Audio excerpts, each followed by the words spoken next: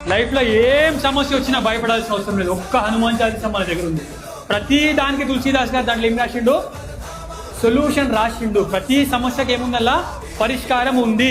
మీకు ఆరోగ్యం సక్కలేకపోతే నాసై రోగ హరే సబపీరా జపత నిరంతర హనుమత వీరా.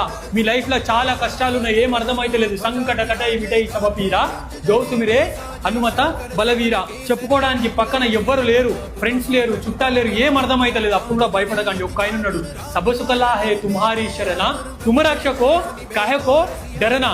నాకు చాలా ఇంపాసిబుల్ అనిపిస్తుంది, ఈ పని అవుతుందో కాదో, టెన్షన్ తీసుకోవాల్సిన అవసరం లేదు. దుర్గమక జగతుకే జే జే సుగమ అనుగ్రహ తుమరే తేతే. ఇది ఒక్క కోరికనేనా? ఈ కోరిక అవుతుందా? ఆ కోరిక కదా, ప్రతి ఒక్క కోరిక అవుతుంది. ఔర మనోరథ జో కోయిలావై సోయమిత జీవన పలపావై. నువ్వు మా రామాలయంలోకి వచ్చి చెప్తున్నావా అన్నా? నేను చెప్తలే, నేను చెప్తే ఎవరు వినరు.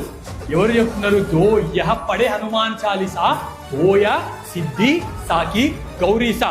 ఎవరు చెప్తున్నారు అని అంటే, ఎవరైతే ఆంజనేయ స్వామి 11వ రుద్రావతారమైన పరమశివుడు చెప్తున్నాడు.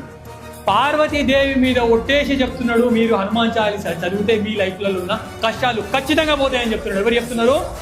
పరమ శివుడు చెప్తూ ఉన్నాడు. కాబట్టి ప్రతి ఒక్కరూ ఈ అఖండ హనుమాన్ చాలీసా లాంటి కార్యక్రమాలు ప్రతి దేవాలయాలలో కూడా కావాలి.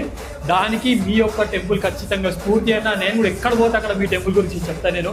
ఎందుకంటే 12 గంటలు కూర్చొని ఒక దగ్గర చేయాలి అంటే మామూలు విషయం కాదు. సో చాలా అద్భుతంగా చేస్తున్నారు.